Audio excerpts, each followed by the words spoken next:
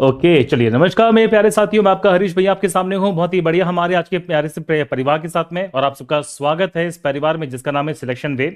ये परिवार साथियों जो जाना जाता है अपनी क्वालिटी कंटेंट, क्वालिटी एजुकेशन के लिए। और आप सबका मैं स्वागत करता हूं साथियों रेलवे के फाउंडेशन बैच में, जहां पर आप हमारे साथ तैयारी करने वाले हैं 2026-27 के सभी रेलवे और आपकी वनडे एग्जामिनेशंस के लिए। तो तैयार हो जाइए। जैसा कि आप जानते होंगे कि आज हमारी यहाँ पे डेमो क्लास नंबर 1 होने वाली है। अभी तक आप लोगों ने यहाँ पे रीजनिंग का, यहाँ पे जीके जीएस का जो डेमोस्ट्रेशन वो ले लिया है। अब मैं जो हरीश भैया साथियों आपको साइंस में जो सेवाएं हैं वो देने वाला हूँ। और साइंस आप जानते हैं कि रेलवे के एग्जामिनेशन में एक बहुत बड़ा पिलर है। आप बिना साइंस को समझे शायद रेलवे का एग्जाम तो नहीं पास करने वाले। तो साइंस की जितनी भी जटिलताएं हैं, जितने भी कॉम्प्लेक्स सिचुएशंस होती हैं, कॉम्प्लेक्स कंसेप्ट होते हैं, उन सबको बहुत डिटेल से पढ़ेंगे, एनिमेशन के साथ पढ़ेंगे, दमदार तरीके से पढ़ने वाले हैं। एक ऐसा बैच जिसमें साइंस पढ़ने के बाद दोबारा कभी आपको साइंस पढ़ने की आवश्यकता नहीं पड़ेगी। मतलब साइंस छोड़ो, अगर आप इस फाउंडेशन बैच में जुड़ते ना चाहती हो, आपको दोबारा कुछ पढ़ने की जरूरत नहीं पड़ेगी। बस प्रैक्टिस करिए, रिवीजन करिए, आपका सिलेक्शन यहाँ पे पक्का है। तो शुरू करते हैं साथियों आज की हमारी डेमो क्लास को। एक बात मैं बताना चाहूंगा उन सभी विद्यार्थियों के लिए जो हमारे यूट्यूब पर है, क्योंकि ये जो क्लास है साथियों एप्लीकेशन प्लस यूट्यूब दोनों पे चलेगी। तो एप्लीकेशन वाले बच्चों को तो हर चीज क्लियर है, लेकिन यूट्यूब वाले विद्यार्थियों को मैं बताना चाहूंगा साथियों कि हमारा जो रेलवे फाउंडेशन का बैच है, जिसमें आपको यहाँ पे कंप्लीट रेलवे के जितने भी फंडामेंटल्स हैं सब पढ़ाए जा रहे हैं। आपको math, reasoning, GK GS, science, सारे के सारे बैचेस, सारे के सारे सब्जेक्ट एक ही बैचेस में देखने को मिलेंगे। और यहाँ पे आने वाले जितने भी रेलवे के एग्जामिनेशंस हैं उन सबकी प्रिपरेशन आपको सिंगल बैच के माध्यम से करवाई जा रही है। जहां पे मैथ्स आपको स्वयं गगन प्रताप सर पढ़ाएंगे बहुत ही कतई तरीके से। रीजनिंग मिलने वाली है दीपक सर की। जीके जीएस मिलेगा जीत राणा सर से। और जीएस में जनरल साइंस में मैं आपका हरीश भैया आपको सेवाएं यहां पे देने वाला हूं। अब सबसे मेन बात है, बस 1 मिनट लूंगा, उसके बाद हम क्लास की टॉपिक की शुरुआत करेंगे। वो ये है कि सबसे मेन बात है टाइम टेबल। एप्लीकेशन के ऊपर साथियों मैंने आज यहां पे वीडियो बना दी थी, हमारे यूट्यूब वाले विद्यार्थियों को नहीं पता है। अगर आप लोग साथियों एप्लीकेशन पर आके जुड़ते हैं, और एप्लीकेशन वाले विद्यार्थियों को मैं बताना चाहूंगा साथियों कि साइंस में मैं आपका हरीश भैया आपको 2 क्लासेस डेली देने वाला हूं। मंडे टू फ्राइडे हमारी क्लासेस चला करेंगी, और ये क्लासेस सिर्फ और सिर्फ एप्लीकेशन पर है, यूट्यूब पर नहीं है। एक आध क्लास डेमो की हो जाए तो बात अलग है, लेकिन सारी की सारी क्लासेस एप्लीकेशन पे चलेंगी। सुबह 10 बजे साथियों बायोलॉजी, और शाम के 5 बजे यहाँ पे फिजिक्स है, ताकि आपका सिलेबस जल्दी हो सके। और मैं आपको फिर और बेहतर प्रैक्टिस और बेहतर यहाँ पे जो आपके सेशंस हो सकते हैं आपको इस बैच में देने वाला हूँ। ठीक है, तो तैयार है सबके सब आज की प्यारी सी डेमो क्लास के लिए। बहुत भर भर के जो कंसेप्ट पढ़ाने वाला हूं, बेसिक से उठाऊंगा, हाई लेवल तक जाएंगे, और साथ ही साथ में क्वेश्चंस की प्रैक्टिस भी हम इस बैच में करने वाले हैं। तो आज का हमारा जो टॉपिक है साथियों वो है प्रकाश, वो है लाइट, और हम लाइट से शुरू करेंगे। तो शाम के 5 बजे जो फिजिक्स है साथियों, उस फिजिक्स में हमारा जो पहला टॉपिक है वो लाइट होने वाला है। क्योंकि बता दो कि आपके रेलवेज के एग्जामिनेशंस में और कि आपके जितने भी एग्जामिनेशंस होते हैं उन सभी एग्जामिनेशन में जो लाइट टॉपिक है is one of the most important topic. भर भर के कंसेप्ट हैं जो यहां से पूछे जाएंगे। अब बताओ तैयार है सबके सब? क्लास को शुरू करें। चलिए शुरू करते हैं साथियों आज की प्यारी सी क्लास को, जिसका नाम है हमारा प्रकाश। देखिए, अगर मैं प्रकाश की बात करता हूं तो पहला पॉइंट ये बन जाता है सर कि लाइट हमारे पास में होती क्या है, कि लाइट वास्तव में है क्या।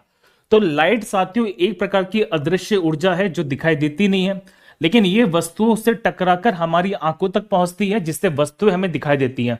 पहला क्वेश्चन तो मैंने क्लियर कर दिया पॉइंट कि जो प्रकाश होती है वो अदृश्य होती है, मतलब हम स्वयं प्रकाश को नहीं देख पाते, लेकिन प्रकाश एक ऐसी ऊर्जा है जो वस्तु को देखने में मदद करती है।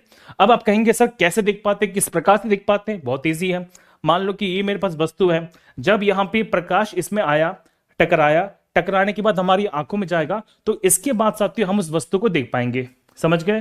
तो प्रकाश के पास हम जब बात करते हैं तो प्रकाश खुद यहां पे अदृश्य होता है, मतलब प्रकाश को हम स्वयं देख नहीं सकते, लेकिन ये वस्तुओं को देखने में मदद करता है। कंफर्म है सारी बातें? आप लॉजिकली देख पाओगे किस प्रकार से कि जब भी किसी वस्तु से प्रकाश किरणें टकराती हैं, वो प्रकाश किरणें हमारी आंखों में प्रवेश करेंगी, उसके बाद ही वो वस्तु में दिखाई देने वाला है। और यही रीजन होता है साथियों कि रात के समय हमें चीजें दिखाई देना बंद क्यों हो जाती है, क्योंकि रात के समय प्रकाश नहीं है। जब लाइट नहीं है तो वस्तुओं से प्रकाश टकरा के नहीं आ रहा, और जब प्रकाश यहां पे टकरा नहीं रहा है तो वह हमारी आंखों में नहीं पहुंच रहा। समझ में आ गई छोटी सी बात? तो ये हमें सेंसेशन ऑफ दी यहाँ पे विजिबिलिटी प्रदान करती है, मतलब हमें देखने में सहायता प्रदान करती है। तो ये सिंपल सा फैक्ट है जो मैंने प्रकाश के बारे में आपको समझा दिया कि प्रकाश हमारे पास में पाए जाने वाली एक ऊर्जा है। अब एक पॉइंट और सुनो, जो बहुत इंपॉर्टेंट है, एग्जामिनेशन में सीधी सीधी क्वेश्चन है जो आपके एग्जामिनेशन में यहां से पूछे जाएंगे। देखो ध्यान से, अगर मैं प्रकाश की बात करता हूं साथियों, लाइट की बात मैं करूंगा, तो यहां पे एक छोटा सा कंसेप्ट है लाइट के बारे में। क्या कंसेप्ट है, देखो ध्यान से। हम जब प्रकाश की बात करते हैं साथियों, तो प्रकाश यहां पे एक प्रकार की विद्युत चुंबकीय तरंगे हैं। सर, ये विद्युत चुंबकीय तरंगे क्या होती है? यहां पे विद्युत चुंबकीय तरंगों को साथियों कहा जाता है इलेक्ट्रोमैग्नेटिक रेडिएशन। मतलब इनको चलने के लिए किसी भी माध्यम की आवश्यकता नहीं पड़ती। They doesn't need any medium to travel. मतलब क्या प्रकाश किरणों को चलने के लिए किसी प्रकार से कोई भी माध्यम की आवश्यकता पड़ेगी? आप कहेंगे सर बिल्कुल नहीं पड़ेगी। मैं एग्जांपल बताता हूं। देखो, जैसे हम बात करते हैं सूर्य के बारे में, तो सूर्य के द्वारा यहां पे पृथ्वी पर प्रकाश आ रहा है, सही बात है। अब ये बताओ कि सूर्य और पृथ्वी के बीच में क्या किसी प्रकार से कोई माध्यम है? आप कहोगे सर बिल्कुल माध्यम नहीं है। तो सूर्य और पृथ्वी के बीच में किसी प्रकार से कोई माध्यम नहीं है, इसके बावजूद यहां पे जो प्रकाश किरणें हैं वो हम तक पहुंच रही हैं। तो प्रकाश किरणें कैसी किरणें साथियों? विद्युत चुंबकीय तरंगे हैं। और इनकी हम जब बात करते हैं प्रकाश किरणों की, तो प्रकाश किरणों के साथ तरंगदैर्घ्य जो होती है, वेवलेंथ जो होती है, वो 400 नैनोमीटर से लेकर 700 नैनोमीटर के मध्य पाई जाती है। यहां से सीधे सीधे क्वेश्चन है जो एग्जामिनेशन में बन जाता है। मतलब यहां पे देखो, रेडियो तरंगे, माइक्रोवेव, इंफ्रारेड, यहां पे visible light, ultraviolet, X ray, gamma ray, ये सबकी सब विद्युत चुंबकीय तरंगों में पाए जाने वाली तरंगे हैं। और इन्हीं में से एक होती है जिन्हें बोलते हैं प्रकाश तरंगे। और प्रकाश तरंगे वो होती है जिनकी जो तरंगदैर्घ्य होती है, जिनकी जो वेवलेंथ होती है साथियों, कितनी होती है? तो इनकी वेवलेंथ होती है यहां पे 400 नैनोमीटर से लेके यहां पे 700 नैनोमीटर के बीच में। मतलब इन तरंगों को हमारी आंखें देख पाती हैं। और इसी से हम बात करते हैं किसके बारे में? प्रकाश के बारे में। क्लियर सारी बातें? तो बहुत बहुत प्यारा सा फैक्ट बनता है कि हम जब बात करते हैं तरंगों के अंदर, तो तरंगों के अंदर बहुत से तरंगे हैं, जिसमें रेडियो तरंगे हैं, माइक्रोवेव हैं, सूक्ष्म तरंगे हैं, यहाँ पे इंफ्रारेड होती हैं जिन्हें अवृत तरंगे कहते हैं, विजिबल लाइट होती है, पराबैंगनी है, एक्सरे है, और हमारे पास में गामा तरंगे हैं। और इनमें से कौन सी तरंगे हैं जो हम देख पाएंगे भैया? तो इनमें से सिर्फ एक ही तरंगे हैं जो हमें दिखाई देती है, जिन्हें बोलते हैं दृश्य तरंगे। और इनकी यहाँ पे वेवलेंथ कितनी के, तरंगदैर्घ्य कितना है साथियों? तो इनका तरंगदैर्घ्य है साथियों, हम जब बात करते हैं तो 400 नैनोमीटर से लेकर 700 नैनोमीटर के मध्य में। सीधे सीधे फैक्ट पूछ गया। क्लियर सारी बातें? बोलो, कोई दिक्कत तो नहीं इसके अंदर? ये तरंग क्या होती है, ये सब चीजें क्या होती है, अभी मैं पढ़ाऊंगा, टेंशन ना लो, सब हम बहुत डिटेल से पढ़ने वाले। मतलब इस चैप्टर के अंदर तो अब इतना सारा कंसेप्ट है जो देखने को मिलेगा आपको गजबी तरीके से। अच्छा, एक बार सेशन को ना सबके सब लाइक शेयर कर दो यार तम से।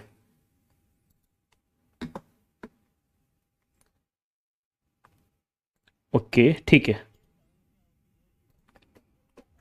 तो यहां तक की बात पूरी क्लियर हो चुकी है, कोई दिक्कत तो नहीं है कि हम जब बात करते हैं प्रकाश के बारे में, तो प्रकाश हमारे पास में विद्युत चुंबकीय यहाँ पे विकिरण है, जिसकी वेवलेंथ पूछेंगे आपसे एग्जामिनेशन में। वेवलेंथ कितनी भी है? 400 नैनोमीटर से लेकर 700 नैनोमीटर के मध्य में पाई जाती है। अब आप ये देखो कि ये साथियों हमारे पास में इलेक्ट्रोमैग्नेटिक स्पेक्ट्रम है। मतलब यहां पे जब बात करते हैं विद्युत चुंबकीय तरंगों के बारे में, तो ये एक तरंग नहीं होती है, ये बहुत सारी तरंगों का मिश्रण है, जिसमें बहुत सारी तरंगों की जो आवृत्ति है, जिसे फ्रीक्वेंसी बोलते हैं, तरंगदैर्घ्य जो होती है वो अलग अलग होती है। और उन्हीं में से वो तरंगे जो हम देख पाते हैं, जिनको दिखाई देता है, उन तरंगों को साथियों कहा जाता है दृश्य तरंगे। इनकी फ्रीक्वेंसी, इनकी यहाँ पे वेवलेंथ कितनी है? तो 400 नैनोमीटर से लेकर 700 नैनोमीटर के मध्य में पाई जाती है। अब आते हैं मेन मुद्दे पर कि सर हम जब बात करते हैं प्रकाश तरंगों के बारे में, तो प्रकाश तरंगों को लेकर बहुत से वैज्ञानिकों ने बहुत सी बातें कही थी। अब प्रॉब्लम तो यह है कि किस वैज्ञानिक ने क्या बात कही और किस सिद्धांत को माना जाता है, उसी को लेके हमारे एग्जामिनेशन में बहुत से फैक्ट हैं जो पूछ लिए जाते हैं। अब आपके सामने देखिए दो वैज्ञानिक हैं, तो एक वैज्ञानिक के यहाँ पे बताई जा रही कि छोटे छोटे जो कण हैं वो बाहर निकल रहे हैं, और एक वैज्ञानिक साहब ये बता रहे हैं कि यहाँ पे जो तरंगे वो बाहर निकल रही हैं। तो प्रकाश हमारी तरंगों से मिलकर बनता है, प्रकाश हमारे कणों से मिलकर बनता है, किससे मिलकर बनता है ये बात हम यहाँ पे समझेंगे, और इसी को लेके हमारा जो आगे का कॉन्सेप्ट है उसकी बात हम यहाँ पे करने वाले। ठीक है, अब सही मायने में जो क्लास की शुरुआत है बालक वो यहां से हो जाएगी। और मैं पहले क्लिक करना चाहता हूं, सुनो, ये पहली क्लास है, तो पहली क्लास के अंदर आपको बहुत सारे जो कॉन्सेप्ट है वो नजर आएंगे। मैंने कमेंट्स आपके यहाँ पे ओपन कर लिए हैं, चलिए बहुत बढ़िया। देखो ध्यान से, अब जरा यहाँ पे समझना कि प्रकाश को लेके किस वैज्ञानिक ने क्या बातें कही हैं, उनके कॉन्सेप्ट को हम जरा समझते हैं। तो यहाँ पे दो वैज्ञानिक हैं साथियों, जिन्होंने प्रकाश के सिद्धांत को अलग अलग नजरिए से देखा था। तो पहले जो वैज्ञानिक है उनका नाम है आइजैक न्यूटन साहब, और दूसरे यहाँ पे वैज्ञानिक के साथियों जिनका नाम है क्रिश्चियन हाइजेंस। आइजैक न्यूटन साहब ने यह कहा था कि प्रकाश जो होता है वो हमारे छोटे छोटे कणों से मिलकर बनता है। तो सबसे पहले किसने बताया कि प्रकाश यहां पे कणों से मिलकर बनेगा? ये कहने वाले व्यक्ति थे हमारे आइजैक न्यूटन साहब। वहीं पे क्रिश्चियन हाइजेंस का कहना था कि नहीं भैया, ऐसा बिल्कुल नहीं है, कि प्रकाश जो होता है वो बहुत सारी तरंगों से मिलकर बनता है और प्रकाश के अंदर यहाँ पे तरंग सिद्धांत होता है। तो प्रकाश का जो तरंग सिद्धांत है जिसे बोलते हैं वेव नेचर, ये सबसे पहले किसने बताया? तो ये सबसे पहले साथियों बताने वाले जो व्यक्ति थे वो थे क्रिश्चियन हाइजेंस। कंफर्म है सारी बातें?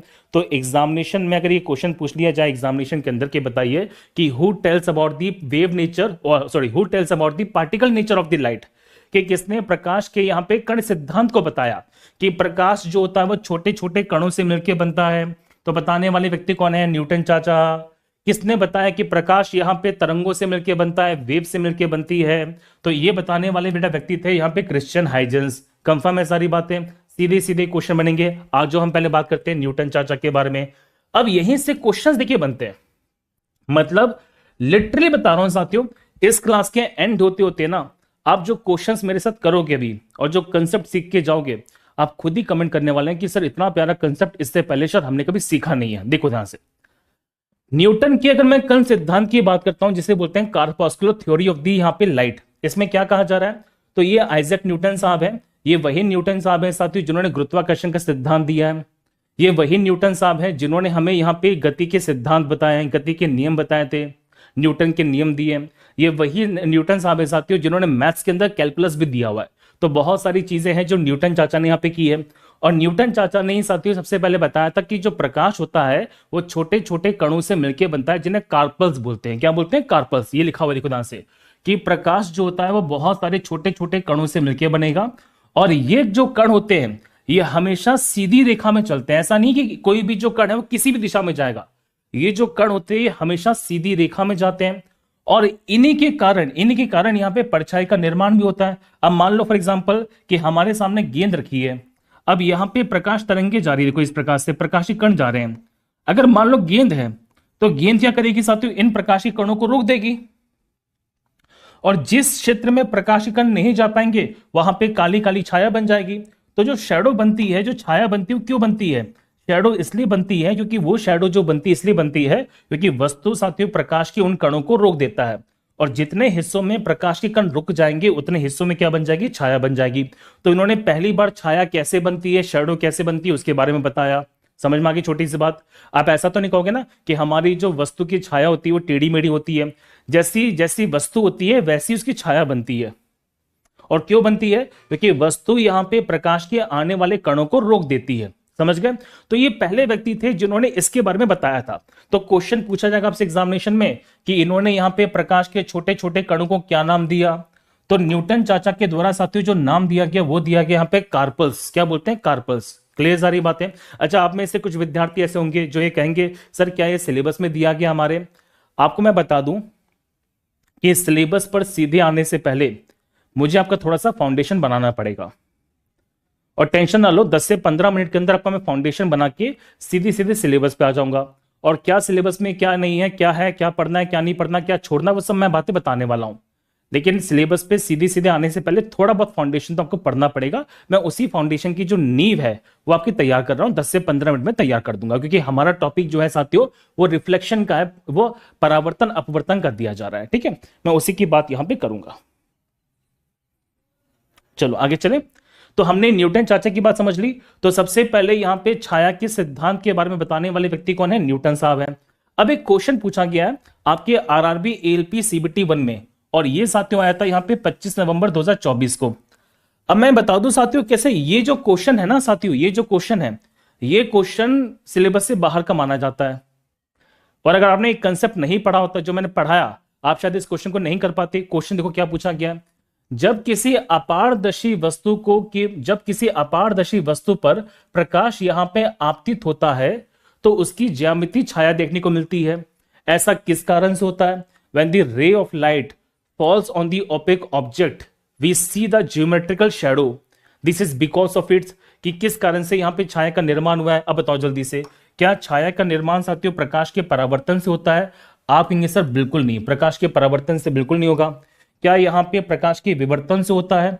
सर बिल्कुल नहीं होता। ठीक है, क्या प्रकाश के विक्षेपण से होता है? आंसर बिल्कुल नहीं होता। ये किस कारण से होता है? देखिए प्रकाश जो होती है वो सीधी रेखा में यात्रा करती है, और इसकी यात्रा करते समय जिस हिस्से पे वस्तु आ जाएगी उतने हिस्सों पे जो कण होते हैं वो आगे नहीं बढ़ पाते, और उसके पीछे क्या बन जाएगी? छाया बन जाएगी। समझ आगे छोटी सी बात को। तो इस वाले क्वेश्चन का परम सत्य आंसर जो है वो कौन सा हो जाएगा हमारे पास में? ऑप्शन नंबर डी हो जाएगा। Option D is the right answer. आप समझ गए कि क्यों मैंने जो कॉन्सेप्ट समझाया था वो बहुत ज्यादा जरूरी था। तो मेरे ख्याल से पहले वाला पॉइंट जो है आपको अच्छी तरह से क्लियर हो गया होगा। तो यहाँ पे न्यूटन चाचा ने बता दिया था कि प्रकाश जो होता है वो किससे मिलकर बनता है साथियों? प्रकाश मिलकर बनता है यहाँ पे छोटे छोटे कणों से। आ जाओ। इसके बाद यहाँ पे व्यक्ति आते हैं जिनका नाम है क्रिश्चियन हाइजेंस। और क्रिश्चियन हाइजेंस कहते हैं कि भैया ऐसा नहीं है, ऐसा नहीं होगा कि हमारा जो प्रकाश है वो कणों से मिलकर नहीं बनता। प्रकाश जो होता है वो बहुत सारी तरंगों से मिलकर बनेगा और एक माध्यम से दूसरे माध्यम में जाती रहती है। मतलब इनका कहना यह है कि जो प्रकाश होती है वो वास्तव में तरंग होती है जो एक माध्यम से दूसरे माध्यम में फैल जाती है। कंफर्म है सारी बातें?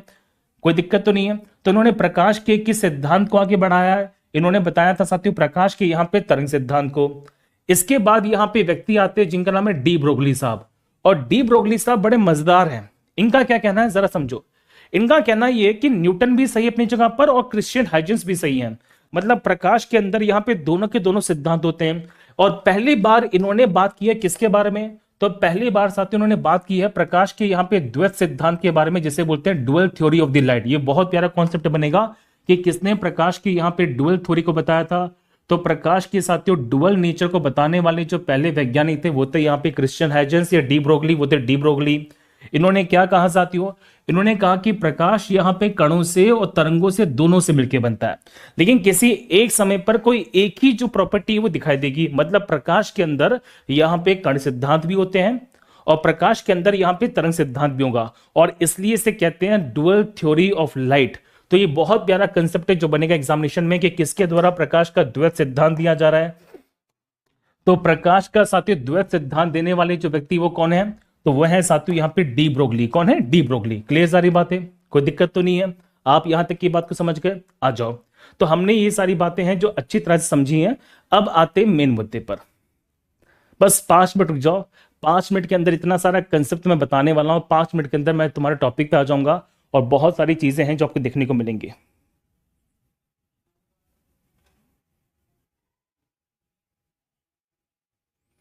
अच्छा एक चीज मैं बता दूं, सुनो। एक चीज मैं आपको बताना चाहता हूं, सुनो ध्यान से। आज की जो क्लास है ना बालक, ये मैंने अभी 40, देखो अभी मैं बता दूं, मैंने भी ना रेलवेज का 40 डेज का बैच कंप्लीट कराया था। और आज की क्लास के अंदर अभी थोड़ा सा वेट करोगे ना, आपको बहुत कुछ नया सीखने को मिलेगा। अगर आप ये बोलते हैं भैया कि हमें ये सब आता है तो रुक जाओ थोड़ा सा, 10 से 15 मिनट रुक जाओ। 10 से 15 मिनट के अंदर आपको इतना कुछ नया सीखने को मिलने वाला है जो आप सोच नहीं सकते, क्योंकि मैंने जो कंसेप्ट है, जो यहाँ पे स्लाइड्स है वो चेंज कर दी हैं। अब देखो ध्यान से क्या क्या कंसेप्ट हमारा होने वाला है। अब मैंने क्या बताया साथियों कि हमारे पास में जो लाइट होती है वो यहाँ पे डुअल नेचर से बनेगी, जिसके अंदर यहाँ पे द्वैत नेचर होता है, जिसे बोलते हैं डबल नेचर होता है। कि प्रकाश के अंदर यहाँ पे तरंग सिद्धांत भी है, प्रकाश के अंदर यहाँ पे कण सिद्धांत भी है। तो मतलब प्रकाश यहाँ पे कुछ कण सिद्धांत को शो करेगा और प्रकाश के अंदर यहाँ पे कुछ सिद्धांत होते हैं जो तरंगों से सॉल्व हो जाएंगे। तो आपके एग्जामिनेशन में पहला क्वेश्चन बनता है भैया कौन सी चीज किसको बता सकती है? देखो ध्यान से, अगर हम बात करते हैं प्रकाश के अंदर यहाँ पे प्रकाश विद्युत प्रभाव के बारे में, जिसे बोलते हैं फोटो इलेक्ट्रिक प्रभाव, ये साथियों बताई जाती है कण सिद्धांत से। इसी प्रकार से प्रकाश के अंदर जो क्रोमटम प्रभाव होता है ये बताया जाता है कण सिद्धांत के माध्यम से। इसी प्रकार से प्रकाश में साथियों व्यतिकरण, जिसे बोलते हैं इंटरफेरेंस, प्रकाश में विवर्तन, प्रकाश में ध्रुवन, प्रकाश में परावर्तन, प्रकाश में अपवर्तन और प्रकाश के अंदर यहाँ पे स्ट्रेट लाइन मोशन, ये सारी की सारी चीजें बताई जाती हैं तरंग सिद्धांत के माध्यम से। आप अभी स्ट्रेट लाइन को हटा सकते हैं। तो ये सारी की सारी चीजें बताई जाती हैं तरंग सिद्धांत के माध्यम से। अब मुद्दा ये बन जाता है कि सर प्रकाश में इतने सारे वैज्ञानिकों ने बहुत सी बातें कही हैं, तो किस वैज्ञानिक ने क्या खोज की उसको लेके थोड़ा सा बता दो। और ये जो पॉइंट है साथियों सबसे ज्यादा इंपॉर्टेंट है। ये जो मैं लाइन बताने वाला हूं, ये लाइन जो है साथियों वो है सबसे ज्यादा इंपॉर्टेंट, जो है हमारे लिए कतई ज़हर। अब जो मैं पॉइंट बताऊंगा ना, इस पॉइंट को जरा समझो सबके सब ध्यान से, ठीक है? सर पीपीटी का यूज मत करो बेटा, सुनो ध्यान से। अगर पीपीटी का यूज भी कहां पे होता है ना, समझ जाओगे तुम लोग, ठीक है? अगर मैं पीपीटी का यूज ना करूं, सारी बातें लिख के पढ़ाना शुरू कर दूं, सिलेबस हो नहीं पाएगा ऐसे। और पीपीटी का सही यूज क्या होता है, क्या एनिमेशन का सही यूज होता है, अभी 2 मिनट के अंदर तुम्हें सारी की सारी बातें अच्छी तरह से समझ में आ जाएंगी। अब जरा यहां पे देखो ध्यान से। अगर हम बात करते हैं पार्टिकल नेचर ऑफ लाइट के बारे में कि प्रकाश की जो कण प्रकृति किसने बताई है, तो प्रकाश के साथियों कण प्रकृति को बताने वाले जो पहले वैज्ञानिक वो कौन है, न्यूटन साहब है। बता चुका हूं मैं आपको, कोई दिक्कत नहीं है। प्रकाश के अंदर जो यहाँ पे तरंग प्रकृति होती है जिसे बोलते हैं तरंग सिद्धांत, इसको देने वाले जो व्यक्ति है वो कौन है, क्रिश्चियन हाइजेंस हैं। ठीक है, अब आती है प्रकाश की गति के बारे में। तो कौन से वैज्ञानिक थे जिन्होंने सबसे पहले स्पीड ऑफ लाइट के बारे में बताया कि प्रकाश की जो गति होती है वैक्यूम में, निर्वात में कितनी होती है, तो वो होती है साथियों 3 × 10⁸ मीटर पर सेकेंड। मतलब सीधे सीधे कहा जाए तो 3 लाख किलोमीटर प्रति सेकंड। तो सबसे पहले किसने बताया कि प्रकाश यहाँ पे 3 लाख किलोमीटर प्रति सेकंड से चलता है, इसको बताने वाले साथियों व्यक्ति थे जिनका नाम है ओले रूमर। क्लियर सारी बातें, कोई दिक्कत तो नहीं है। तो किसने सबसे पहले प्रकाश की यहाँ पे गति के बारे में जानकारी दी है, तो आंसर ओले रूमर के द्वारा, जिन्होंने बताया कि प्रकाश यहाँ पे 3 लाख किलोमीटर प्रति सेकंड से चलता है। अब ये किसमें थी, वैक्यूम में थी। वैक्यूम मतलब निर्वात में थी। इसके बाद हम बात करते हैं speed of light in liquid, कि किसी भी द्रव्य पदार्थ में, द्रव्य मतलब लिक्विड में, तो लिक्विड के अंदर यहां पे स्पीड ऑफ लाइट किसके द्वारा बताई जा रही है। जैसे पानी की मैं बात करता हूं, तो पानी में साथियों प्रकाश की जो चाल होती है ये होती है तकरीबन 2.2 × 10⁸ मीटर पर सेकेंड। आप सीधे सीधे ये कह सकते हैं कि लगभग 2.25 लाख किलोमीटर प्रति सेकेंड, 2.25 लाख किलोमीटर प्रति सेकेंड पानी में प्रकाश इतनी स्पीड से है जो चल पड़ता है। क्लियर सारी बातें। तो 2.25 लाख किलोमीटर प्रति सेकंड की रफ्तार से प्रकाश यहां पे चलेगा। और इसके बारे में बताने वाले जो पहले वैज्ञानिक थे बेटा वो थे लियोन फोकाल्ट। ये सीधी सीधी क्वेश्चन बनेगा, मतलब सबसे पहले पानी के अंदर यहां पे प्रकाश की जो चाल है वो बताने वाले व्यक्ति कौन है, तो लियोन फोकाल्ट साहब हैं। प्रकाश यहां पे छोटे छोटे कणों से मिलकर बनता है जिन्हें क्वांटम बोलते हैं, जिनकी ऊर्जा होती है। तो क्वांटम से जो प्रकृति है, तो प्रकाश की क्वांटम प्रकृति को बताने वाले व्यक्ति दो हैं, एक है नील बोहर और दूसरे साथियों यहाँ पे मैक्स प्लांक। तो नील बोहर मैक्स प्लांक के द्वारा क्वांटम सिद्धांत बताया जा रहा है। प्रकाश का विद्युत चुंबकीय गुण जिसे बोलते हैं इलेक्ट्रोमैग्नेटिक इफेक्ट, कि प्रकाश यहाँ पे एक तरंग होती है जिसे EMW बोलते हैं हम लोग, इसको बताने वाले साथियों व्यक्ति है जिनका नाम है जेम्स क्लास मैक्सवेल। और लास्ट में आता है यहाँ पे प्रकाश के अंदर फोटोन्स, कि प्रकाश यहाँ पे छोटे छोटे ऊर्जा के कणों से मिलकर बनेगा और जिन्हें फोटोन्स कहा जाता है। और इन फोटोन्स के बारे में साथियों बताने वाले व्यक्ति कौन है, एल्बर्ट आइंस्टाइन। क्या यहां तक की बातें चमक गई है कि नहीं चमकी, जल्दी बताओ मुझे कमेंट के अंदर प्लीज। क्या यहां तक का सारा कॉन्सेप्ट यहाँ पे चमका है कि नहीं चमका, बोलो हाँ या ना। क्योंकि अब इसके आगे जो मैं बात बताऊंगा ना साथियों गजब होने वाली है, और एटलीस्ट बताने वाला हूं सर मीटर या किलोमीटर। बेटा सुनो ध्यान से, अगर आप यहां पे दिखाए तो 3 × 10⁸ मीटर पर सेकंड लिखा हुआ है, ये 3 × 10⁸ बेटा 8 है, ये मीटर पर सेकंड। अगर आप से किलोमीटर में तोड़ोगे ना तो 3 × 10⁵ यहां पे किलोमीटर पर सेकंड ही आएगा, और ये बनता है हमारे पास में 3 लाख किलोमीटर पर सेकंड। समझ गए, इस प्रकार से बनेगा।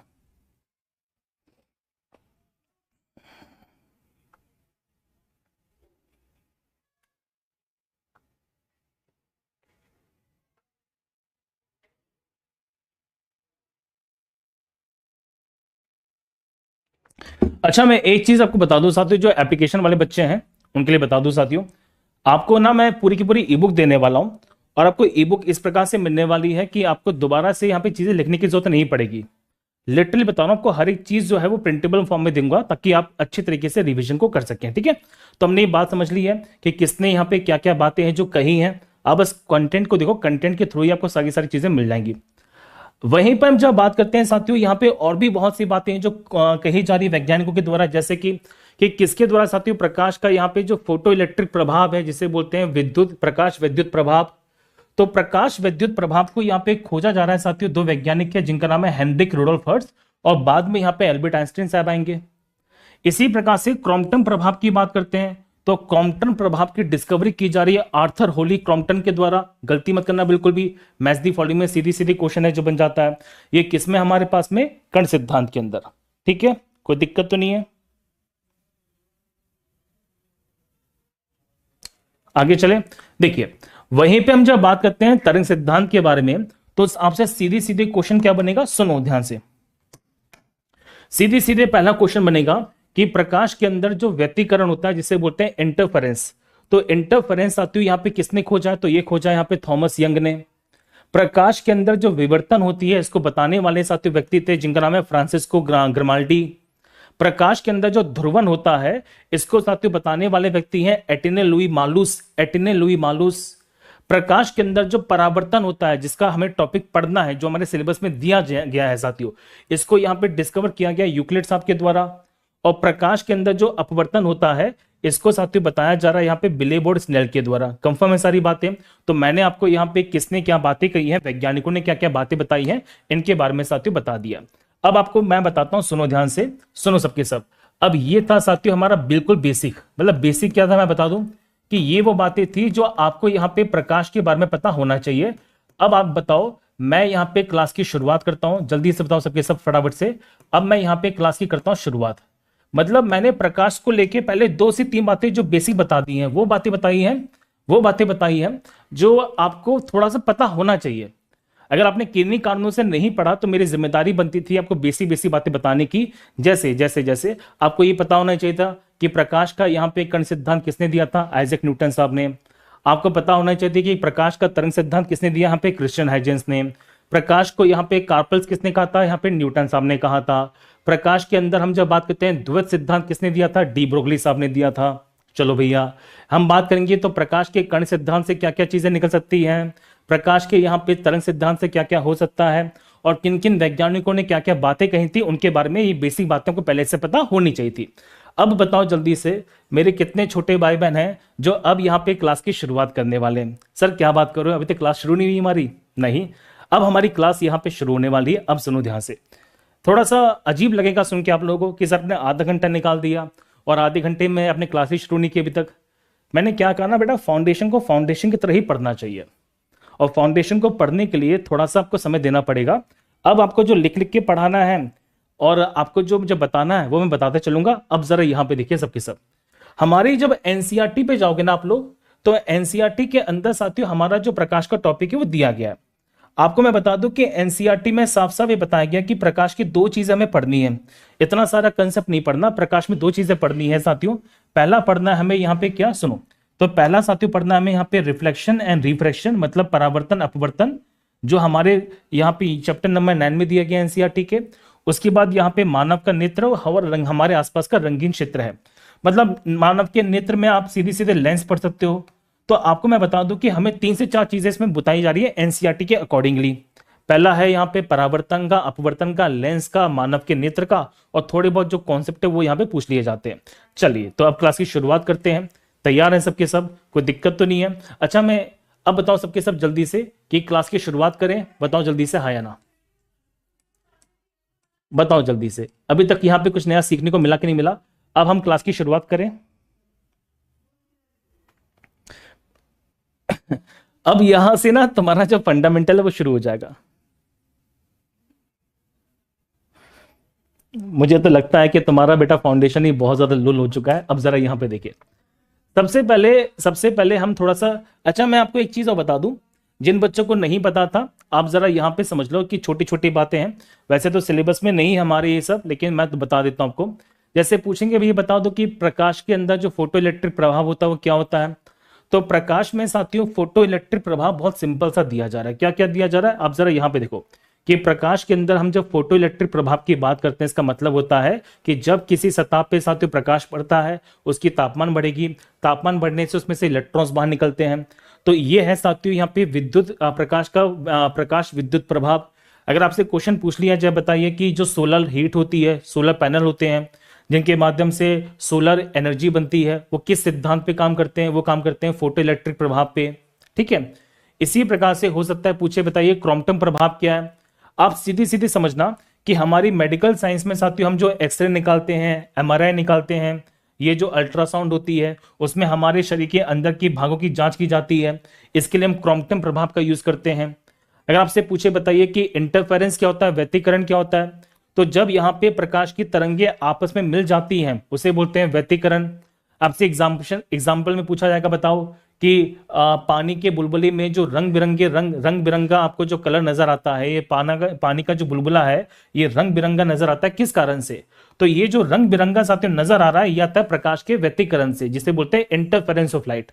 सीधे सीधे क्वेश्चन है जो आपके एग्जामिनेशन में आते हैं। ठीक है, इसी प्रकार से पूछेंगे बताइए कि प्रकाश का विवर्तन क्या होता है, कि प्रकाश की किरणें जब कोनों से मुड़ जाती है, जब यहाँ पे कॉर्नर में टकरा के मुड़ जाती है उसे बोलते हैं प्रकाश का विवर्तन। जैसे कि अगर आप किसी एक कमरे की रोशनी जला दें तो थोड़ा बहुत प्रकाश जो होता है वो बाकी कमरों में भी आ जाता है। ये किस कारण से होता है? प्रकाश के विवर्तन से होता है। इसी प्रकार से प्रकाश किरणें जब बादलों से होकर गुजरती हैं तो साइड से फैल जाती है, इसे बोलते हैं प्रकाश का विवर्तन। तो ये प्रकाश का विवर्तन है जो एग्जाम्पल के तौर पे आपको मैंने बता दिया, ठीक है। और एक होता है साथियों प्रकाश का ध्रुवीकरण, जिसे बोलते हैं पोलराइजेशन। सर ये पोलराइजेशन क्या होता है कि जब बहुत जगह से प्रकाश आ रहा हो तो किसी एक दिशा में प्रकाश को भेजना होता है, उसे बोलते हैं प्रकाश का ध्रुवीकरण। और ये क्यों यूज किया जाता है? ताकि हमारे पास में सही रोशनी आ सके। आपने मूवी देखी है? हमारे यहाँ पे आसपास बहुत सी मूवी होती है, 2D मूवी, 3D मूवी। तो आप जब 3D मूवी देखते हैं तो 3D मूवी में साथ चश्मा लगाते हैं, उसे बोलते हैं पोलराइज्ड ग्लास। तो वो होता है प्रकाश का ध्रुवीकरण। तो सीधी सीधी क्वेश्चन बनता है कि बताइए कि 3D मूवी में कौन सा कंसेप्ट है जो यूज होता है? तो 3D मूवी में साथियों हम प्रकाश के ध्रुवीकरण का इस्तेमाल है जो करते हैं, ठीक है। जैसे आपने नोटिस किया होगा कि बहुत सारे जो क्रिकेटर होते हैं वो यहाँ पे इस तरह का चश्मा लगा के रखते हैं ताकि दूर बाकी, इसका मतलब होता है कि ताकि अन्य जगह से आने वाली जो प्रकाश किरणें होती है उनको यहाँ पे डिस्टर्ब ना करें।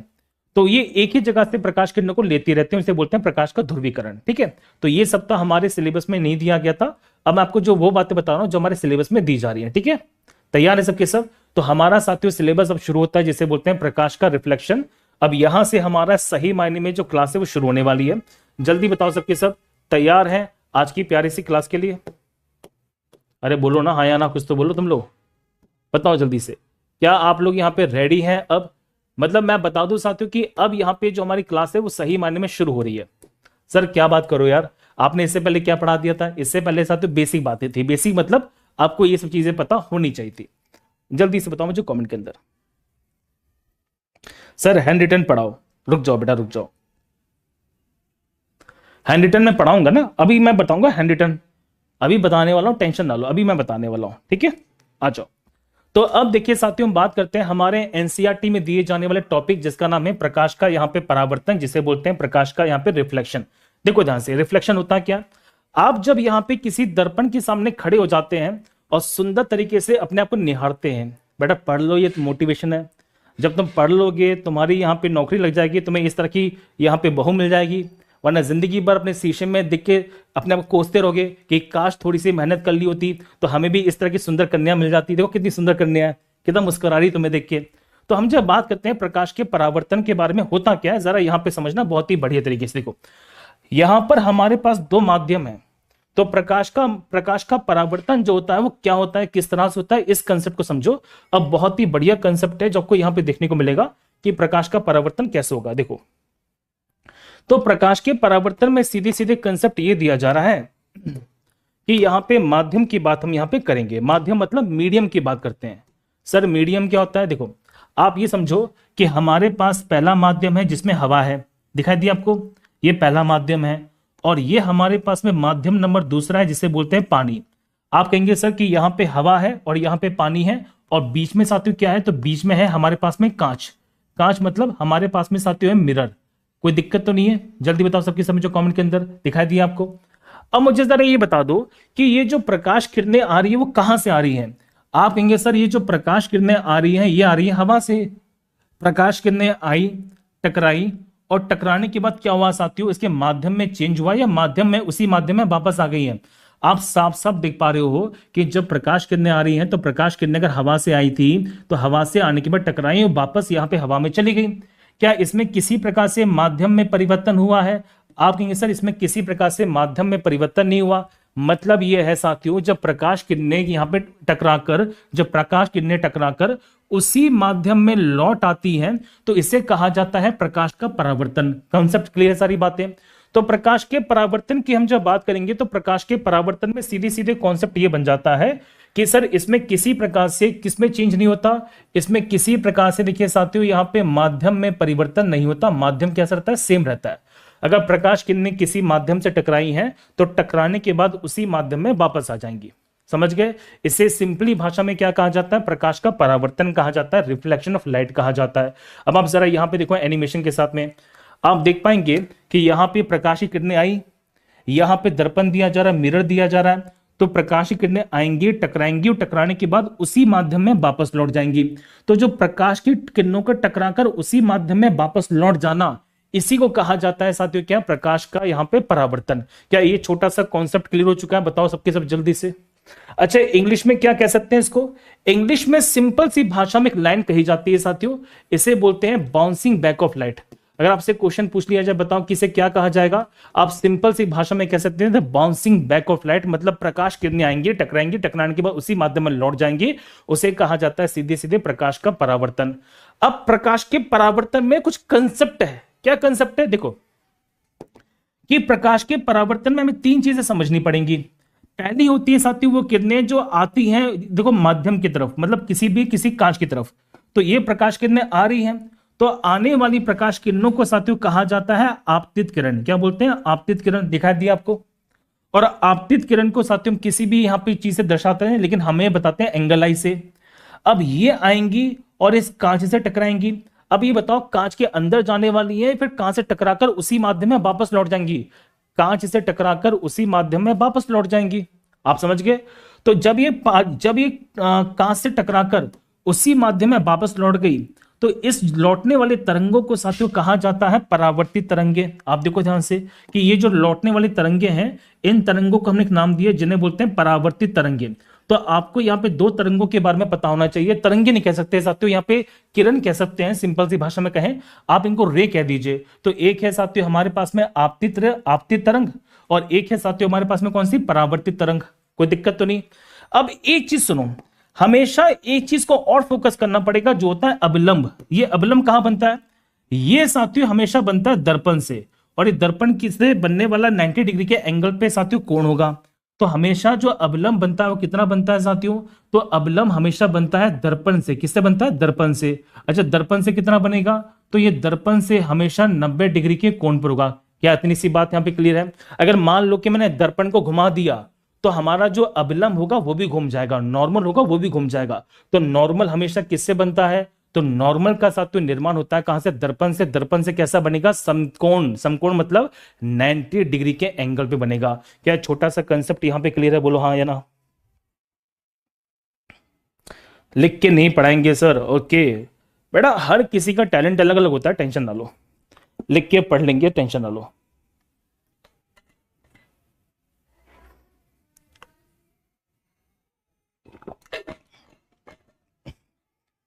चलो आ जाए, कोई दिक्कत तो नहीं है। तो हमने यहां पे दो बातें समझ ली हैं। पहला ये समझा कि कैसे यहां पे तरंगे बनती हैं और अवलंब क्या होता है। तो यहां पे साथियों आने वाली तरंगों को क्या बोलते हैं? यहां पे आपती तरंगे बोलते हैं। जो यहां पे तरंगे कैसे होती हैं? आने वाली होती हैं। मतलब जो तरंगे यहां पे गिरती है उन्हें क्या बोलते हैं साथियों? तो आने वाली तरंगों को क्या बोलते हैं? यहाँ पे आपती तरंगे। जो किरणें साथियों यहाँ पे टकराकर वापस जाती है, सुनो ध्यान से, तो टकराने के बाद वापस हो जाती हैं, टकराने के बाद जो वापस हो जाती हैं इन्हें क्या कहा जाता है? इन्हें बोलते हैं साथियों सीधे सीधे परावर्तित तरंगे। और अवलंब क्या होता है? तो अवलंब साथियों हमेशा दर्पण से कितना बनेगा? तो ये बनता है हमेशा कितना? दर्पण से 90 डिग्री के एंगल पे। क्या छोटा सा कंसेप्ट यहाँ पे क्लियर हो गया? और ये जो घटना होती है इसे हम क्या बोलते हैं? इसे बोलते हैं यहाँ पे प्रकाश का परावर्तन या अपवर्तन। तो आंसर है प्रकाश का परावर्तन। अब आपको मैं बता दूं कि प्रकाश के परावर्तन के अंदर कुछ नियम होते हैं जिन्हें बोलते हैं लॉ ऑफ रिफ्लेक्शन। और रिफ्लेक्शन के जो नियम है बड़े सिंपल हैं, बड़े साधारण हैं, और यहीं से बड़े गजब कंसेप्ट भी है जो बनेंगे। आ जाओ देखो ध्यान से। तो यहां पे कुछ नियम बनेंगे। क्या क्या नियम बनेंगे जरा समझो। आपको बता दो कि ये हमारे पास दर्पण दिया जा रहा है, ये मिरर दिया जा रहा है, दिखाई दिया आपको। तो अवलंब जो होता है, जो नॉर्मल होता है, वो हमेशा कहां बनेगा? तो अवलंब साथियों बनता हमेशा दर्पण से 90 डिग्री के एंगल पे। आप खुद ही देखो कि ये कितना बना है। तो आप नोटिस करोगे साथियों कि दर्पण से लेके यहां तक ये जो एंगल है कितना है? तो ये जो एंगल है साथियों वो 90 डिग्री का बनेगा। बोलो हाँ या ना। सर बिल्कुल बना है।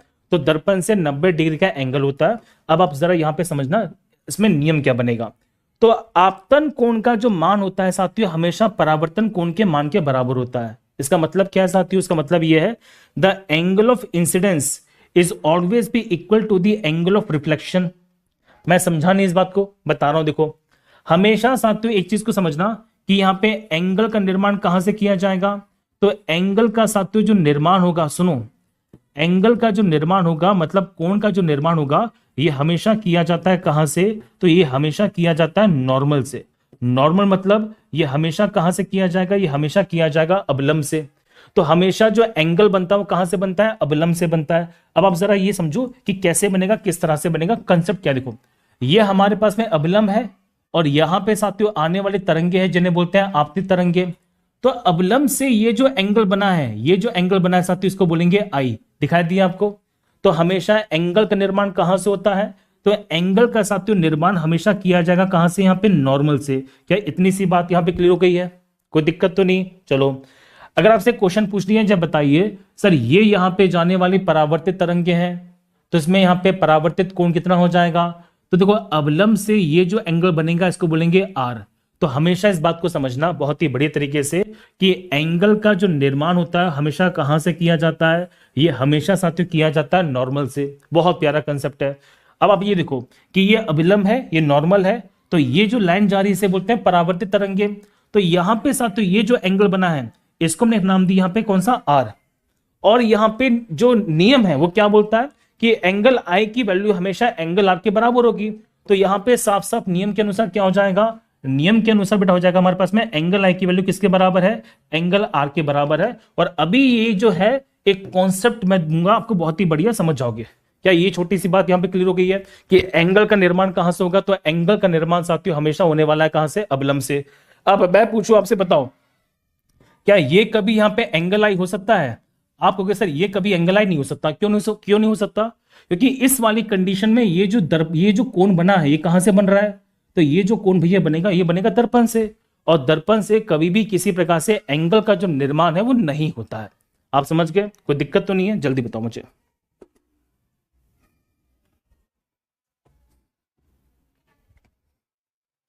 चलो यहां तक की बात पूरी क्लियर है। अगर बेटा ये सब चीजें नहीं समझ पा रहे ना, तो एक काम करना, अपना बोरिया बिस्तर बंद कर दो और निकल जाओ। अगर यहां पे भी चीजें नहीं समझ पा रहे हो तो तुम्हारा पढ़ने का कोई औचित्य नहीं है।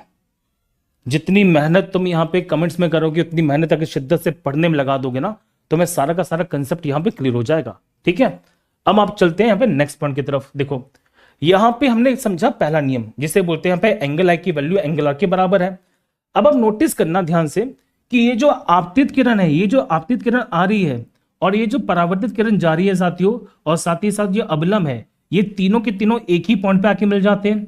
तो ये जो पॉइंट पी दिया गया हमें, एक ऐसा पॉइंट है जहां पे तीनों के तीनों आपस में आके मिल जाएंगे और ये हमेशा एक बिंदु का निर्माण करता है। ये दिया जा रहा हमारे पास में इसका एक और नियम। तो सीधे सीधे हमारे पास में नियम है, किसके नियम है ये, तो ये नियम दिए जा रहे हमारे पास में किसके, अपवर्तन के, परावर्तन के, परावर्तन के। आप नोटिस करो, देखो ध्यान से, इधर देखिए ध्यान से, ये साथियों आने वाली हमारे पास में आपतित किरण है, यहां से जाने वाली परावर्तित किरण है, और ये साथियों इनमें बनने वाला अविलंब।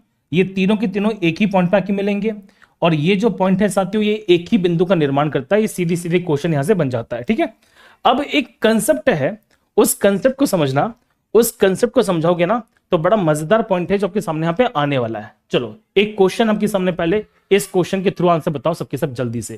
क्या क्वेश्चन देखिए पूछा गया, गजबी क्वेश्चन है, मतलब इस क्वेश्चन के थ्रू ना आपके सारे के सारे जो डाउट हैं वो ऑटोमेटिकली यहां पे क्लियर हो जाएंगे। बताओ जल्दी से आंसर क्या होगा इसका। देखते हैं कि मेरे कितने छोटे भाई बहन हैं जो इसका आंसर मुझे दे पाएंगे। मतलब इस क्वेश्चन को कर लोगे तो आपके ऑटोमेटिकली सारे के सारे पॉइंट यहां पे क्लियर हो जाएंगे। बताइए क्या क्वेश्चन देखिए पूछा गया कि एक आपतित किरण यहां पे दर्पण के साथ 20 डिग्री का जो कोण है वो बनाती है। जरा समझो, यहां पे ये आपतित किरण है और ये दर्पण है, तो इसके बीच में साथियों बनने वाला ये जो एंगल है कितना है, देखो 20 डिग्री है। दिखाई दिया आपको, कोई दिक्कत तो नहीं है। मतलब यहां पे आपतित किरण और दर्पण, इन दोनों के बीच में बनने वाला जो कोण है वो 20 डिग्री का है, पूछा गया है। तो बताओ जल्दी से कि आपतित किरण और परावर्तित किरण के बीच में कितना कोण है जो बनेगा। अब कंसेप्ट को समझना, कंसेप्ट यहां पे क्या हो जाएगा, बहुत ईजी है। देखो ध्यान से, मान लो कि ये हमें दर्पण दिया जा रहा है, दर्पण के बीच में कोई ये एंगल है जिसे बोलते हैं अविलंब, कोई दिक्कत तो नहीं है। अब आप ये बताओ कि अगर यहां पे एक किरण आ रही है जिसे बोलते हैं आपतित किरण, और ये एंगल साथियों 20 डिग्री का है, सपोज करो, एक सेकंड रुक जाओ।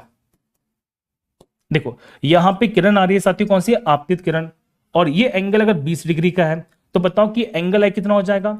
आप कहोगे सर एंगल आई की वैल्यू सीधी सीधे है, कितनी एंगल आई, तो एंगल आई साथियों हमारे पास में हो जाएगा कितना, बताओ जल्दी से। आप कहोगे सर 90 माइनस के 20। सर ऐसा क्यों कह रहे हो, टोटल हमारे पास 90 होना चाहिए और इतना एंगल 20 दिया जा रहा है, तो यहाँ पे एंगल आई की वैल्यू कितनी हो जाएगी, तो एंगल आई के साथ वैल्यू हो जाएगी 70 डिग्री। अब ये बताओ अगर एंगल आई यहाँ पे 70 डिग्री का होगा तो सिंपल सी बात है एंगल आर भी कितना हो जाएगा, 70 डिग्री का हो जाएगा। और टोटल कितना होगा साथियों, तो टोटल हो जाएगा हमारे पास में 140। और यही तो हमारे इस क्वेश्चन में पूछा गया है। मतलब यहाँ पे आपतित कोण और परावर्तित कोण के बीच का एंगल कितना होगा, तो इसमें साथियों आंसर बनेगा हमारे पास में 140 डिग्री। क्लियर है सारी बातें, बोलो जल्दी से। बच्चे बोल रहे सर यहाँ पे कितना बनेगा हमारे पास में 170, 70 कैसे बन जाएगा, 70 तो एक बनेगा ना। अच्छा इसका दूसरा लॉजिक देखो ध्यान से, दूसरा लॉजिक क्या सुनो, अगर ये 20 डिग्री है साथियों तो सिंपल सी बात है ये भी 20 डिग्री हो जाएगा। आप जानते हैं कि टोटल होगा हमारे पास में 180, 180 में 40 को घटाओगे तो भी हमारे पास में आंसर 140 आ जाएगा। ऐसे भी कर सकते थे इसको, समझ गए। क्योंकि आप जानते हैं अगर मैं पूरी की बात करता हूं तो टोटल एंगल कितना होता है यहाँ पे, तो टोटल एंगल हमारे पास में 180 हो जाता। अगर ये 20 दिया जा रहा है तो ये 20 होगा, बीच वाला एंगल निकालते तो 180 में से 40 माइनस करते तो भी आंसर आ जाता हमारे पास में। समझ गए कि एंगल का निर्माण हमेशा कहां से किया जाता है, तो एंगल साथियों हमेशा कहां से बनता है, ये बनता है सीधी सीधी कहां से, अवलंब से। अब इसी को लेके एक बहुत प्यारा कंसेप्ट है, देखिए जो बनेगा। क्या क्वेश्चन है सुनो, अगर यहां पे किरण जो होती है साथियों नॉर्मल के समानांतर हो जाए। अब समझो कंसेप्ट क्या है, बहुत ही प्यारा। देखो ये हमारे पास दर्पण दिया जा रहा है जिसे बोलते हैं मिरर, दिखाई दिया आपको, ये हमारे पास दर्पण है साथियों। अब ये जो है हमारे पास में आने वाली तरंगे हैं और नीचे से जाने, और देखो ये जो लाल दिया जा रहा है वो क्या है, ये साथियों आने वाली तरंगे हैं। अब सिंपल सी बात है, अगर जिस एंगल से तरंगे आती हैं उसी एंगल से लौट भी जाती हैं।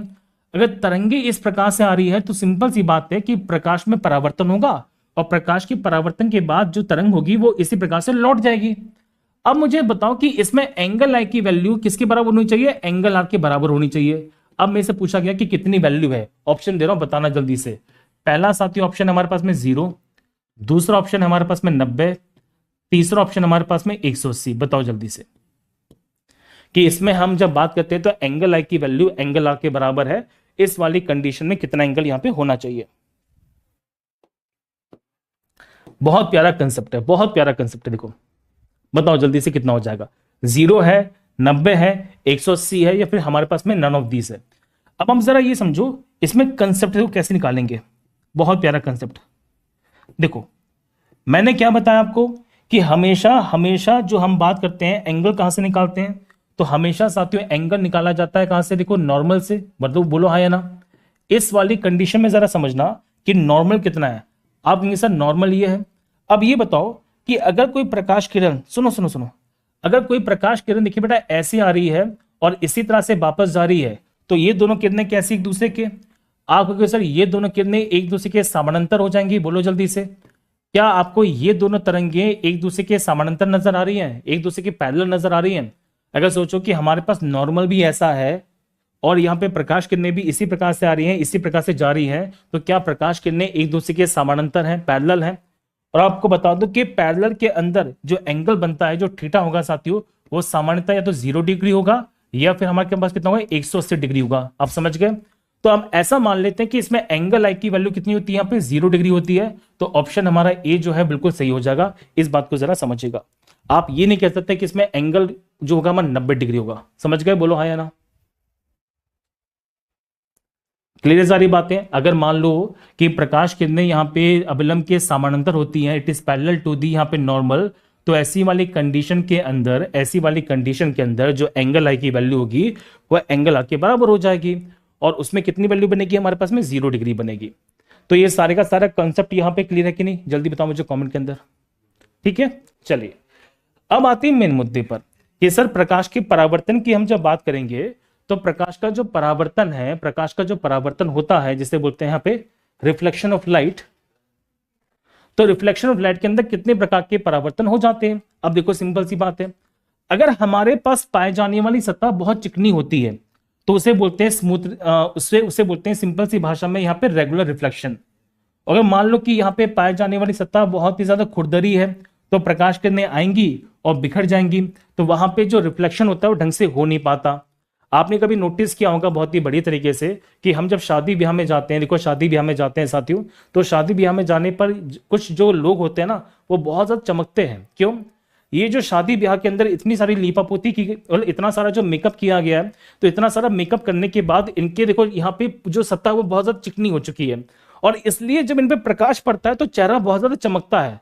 आप नॉर्मली चले जाओ तो आपका चेहरा चमकेगा नहीं। क्यों नहीं चमकेगा? क्योंकि आपके चेहरे पे दाग धब्बे गड्ढे वड्ढे सब हैं।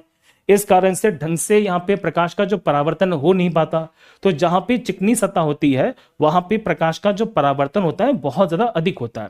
यही रीजन होता है साथियों कि जब आप दीवारों पर यहाँ पे पुट्ठी लगा देते हैं तो दीवारों पे पुट्ठी करने के बाद, पेंट करने के बाद जो दीवारें होती हैं वो ज्यादा मात्रा में चमकना शुरू कर देती हैं। क्यों? क्योंकि उनपे यहाँ पे सतह बहुत ज्यादा चिकनी हो जाएगी। और वहीं पे अगर मैंने मान लीजिए दीवारों पर यहाँ पे गोबर लेप दिया, आपने देखा होगा ना गांव के अंदर यहाँ पे गोबर का लेप कर देते हैं, तो वहां पे ज्यादा मात्रा में जो प्रकाश होता है वो ज्यादा मात्रा में परावर्तित हो नहीं पाता, फैल जाता है, जिस कारण से वो दीवारें यहाँ पे थोड़ी सी डल डल नजर आती है, मतलब ये ज्यादा मात्रा में चमकती हुई नजर नहीं आएंगी। तो ये जो छोटा सा कंसेप्ट है मैंने बता दिया। बेटा सुनो, ये जो मेकअप होता है ना, ये प्राकृतिक नहीं है। हाँ, इसके दिखावे मत आ जाना, मैं पहले बता रहा हूँ पर्सनली। कुछ लोग तो इसे दिखावे में आके अपनी जिंदगी बर्बाद कर लेते हैं। पर्सनली बता रहा हूँ साथी, ये तो वही बात हो गई कि तुम्हें आईफोन 17 प्रो के डिब्बे में नोकिया 1120 दिया जाए, ये वही कंडीशन होती है। कभी भी इस तरह के लिपअप, कभी भी इस तरह के मेकअप पे ना भरोसा मत किया करो। पहले बता रहा हूँ, जिंदगी सुधर जाएगी तुम्हारी अगर तुमने इन पे भरोसा नहीं किया तो। चलो आगे चले, एक पर्सनल सलाह दे रहा हूं बड़े भाई के नाते। चलो, तो आप समझ गए कि जब यहां पे सतह बहुत ज्यादा शांत होती है, चिकनी होती है, तो वहां पे परावर्तन को आप ढंग से देख पाते हैं।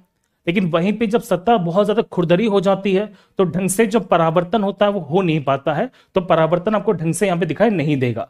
तो ये छोटा सा कंसेप्ट है जो मैंने आपको बता दिया बहुत ही बढ़िया तरीके से। ठीक है, कंफर्म है? चलिए अब हम बात करते हैं साथियों प्रतिबिंब के बारे में, जिसे बोलते हैं इमेज का फॉर्मेशन। सर ये इमेज क्या होती है? देखो, जब प्रकाश किरणें आपस में टकराती हैं या इनको टकराने का आभास किया जाता है तो इससे यहां पे इमेज का निर्माण होगा, यहां पे प्रतिबिंब का निर्माण होता है।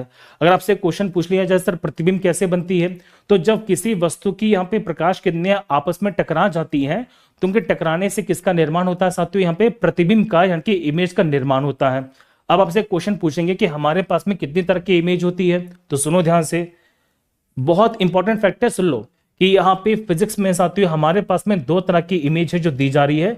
एक होती है साथियों हमारे पास में रियल इमेज जिसे बोलते हैं वास्तविक प्रतिबिंब, और एक होती है साथियों जिसे बोलते हैं आभासी प्रतिबिंब जिसे बोलते हैं यहाँ पे वर्चुअल इमेज। तो हमारे पास में कितने तरह के यहाँ पे प्रतिबिंब है जो देखने को मिलेंगे? तो हमारे पास में दो तरह के प्रतिबिंब है जो मिलेंगे, एक होता है वास्तविक, एक होता है आभासी। अब इस डायग्राम में देखो, आपको बहुत अच्छी तरीके से सारी की सारी बातें हैं जो क्लियर हो जाएंगी कि कौन सा यहाँ पे आभासी होता है, कौन सा यहाँ पे वास्तविक होता है, कौन सा यहाँ पे रियल है, कौन सा यहाँ पे वर्चुअल है। इस कंसेप्ट को जरा समझना ध्यान से। बच्चे बोल रहे सर की फील्डिंग सेट है। बेटा ऐसा मत बोलो यार प्लीज, तुम लोग मुझसे पढ़ना नहीं चाहते क्या दोबारा से कभी? हाँ, ऐसा बोल के क्यों मेरा यहाँ पे खून जला रहे हो? ऐसा बोल के क्यों मेरी फील्डिंग सेट कर रहे हो तुम लोग? मैं तो बस बड़े भाई के नाते आपको यहाँ पे सारी की सारी बातें बताने की कोशिश कर रहा था यार।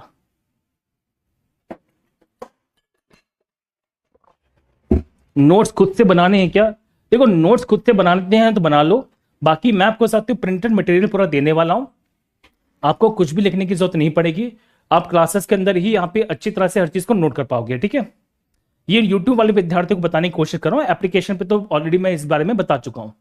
चलिए अब जरा यहां पे देखिए, आप नोटिस करना कि ये साथियों हमारे पास में एक लॉ चल रही है।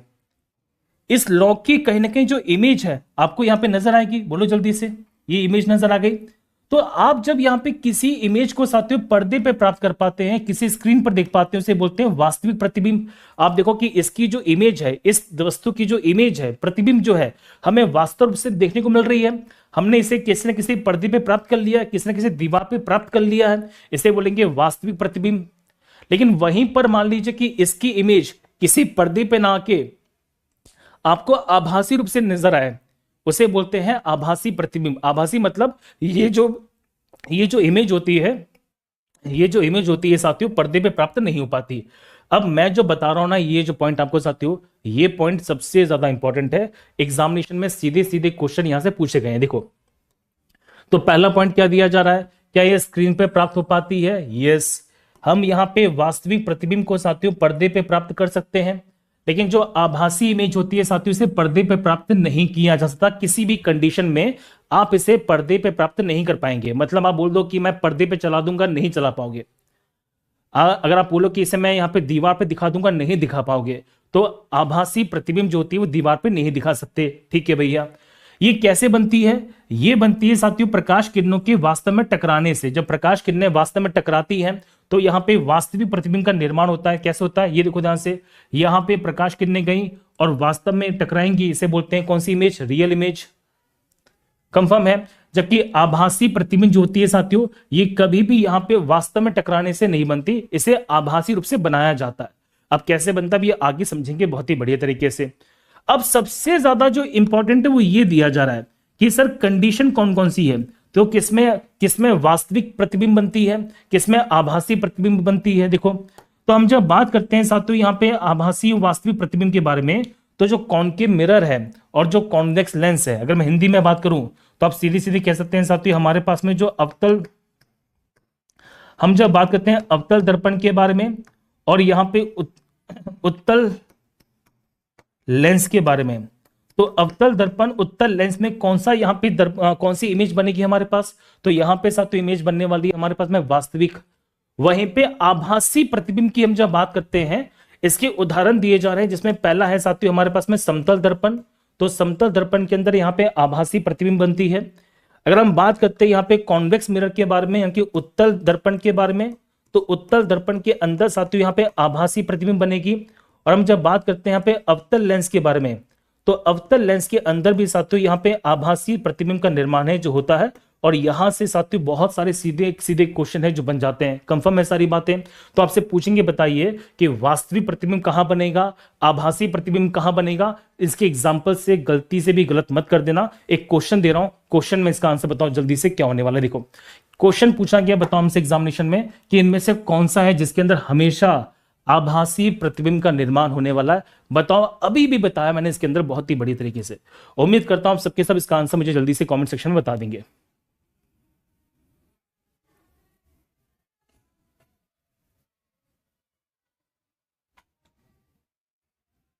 जल्दी से बताओ सबके सब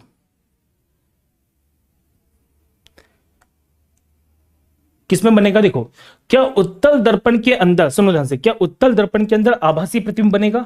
मैंने क्या बताया साथियों कि हम जब बात करते हैं उत्तल दर्पण के अंदर आभासी प्रतिबिंब है जो बनने वाला है। सही बात है, बिल्कुल सही बात है। क्या उत्तल लेंस में बनेगा? नहीं बनेगा। समतल दर्पण में बनेगा, मतलब इसमें नहीं बनने वाला।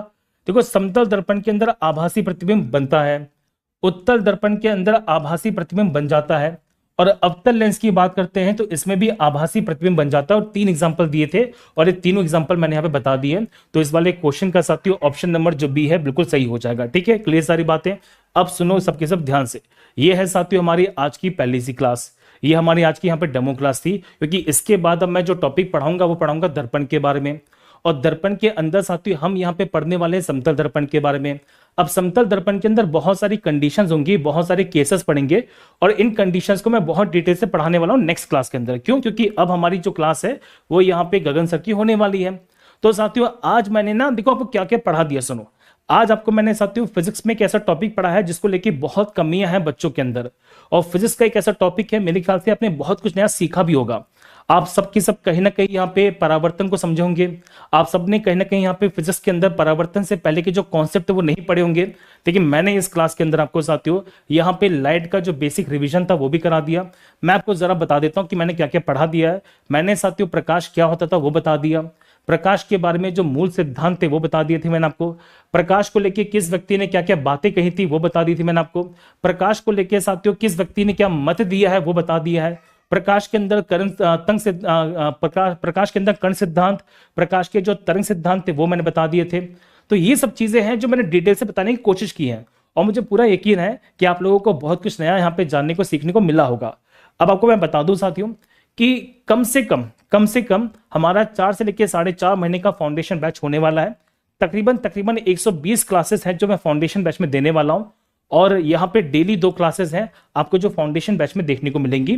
तो ये थी हमारी आज की यहाँ पे पहली क्लास। इसकी आगे की जो क्लास है वो मैं लूंगा एप्लीकेशन पे शाम 5 बजे और मेरी यहाँ पे एप्लीकेशन पे 2 क्लास होने वाली है, एक सुबह 10 बजे बायोलॉजी और शाम के 5 बजे यहाँ पे फिजिक्स, ताकि आपका सिलेबस यहाँ पे जल्दी से हो जाए और आप बहुत अच्छे तरीके से हर कंसेप्ट को यहाँ पे समझ पाए।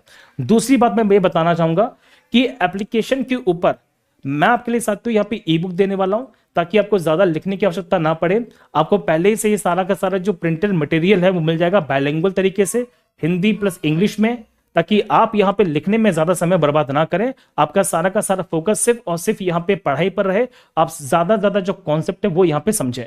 तो अब साथियों हमारे पास में नेक्स्ट क्लास होने वाली है गगन सर की, तो मिलते हैं साथियों नेक्स्ट क्लास में एप्लीकेशन के ऊपर। आपके पास अभी भी मौका है, इंडिया की बेस्ट टीम के साथ जुड़ जाइए रेलवे फाउंडेशन के बैच में, जहां पे आपको मैथ्स गगन सर पढ़ाने वाले हैं। मतलब ये आप लोगों का ना बेटा एक तरह का ये मान के चलो कि आपके पास इससे बेस्ट ऑप्शन कोई हो नहीं सकता है। ये सौभाग्य आप लोगों का कि आपको सीधे सीधे गगन सर मैथ्स में मिल गए हैं रेलवेज के बैच में। दीपक सर रीजनिंग पढ़ाने वाले हैं साथियों, जीएस लेने वाले हैं राणा सर, हमारे यहाँ पे जीत राणा सर, और मैं आपका हरीश भैया आपको साइंस में यहाँ पे सेवाएं देने वाला हूँ। ठीक है, आपकी बाकी क्लासेस चलेंगी बायलिंगुअल एप्लीकेशन के ऊपर। तो मिलते हैं हम लोग नेक्स्ट क्लास के अंदर। बढ़िया तरीके से पढ़िए और इस तरह से पढ़िए कि 2026 के अंदर आपने फाउंडेशन को इस तरह से पढ़ लिया होगा कि ये जो आने वाला साल है आपकी असफलताओं की आपका आखिरी साल बने और अगले साल तक मेरे छोटे भाई बहनों के पास में एक सरकारी नौकरी हो। तो मिलते हैं हम लोग नेक्स्ट क्लास के अंदर। Love you all, take care, bye bye.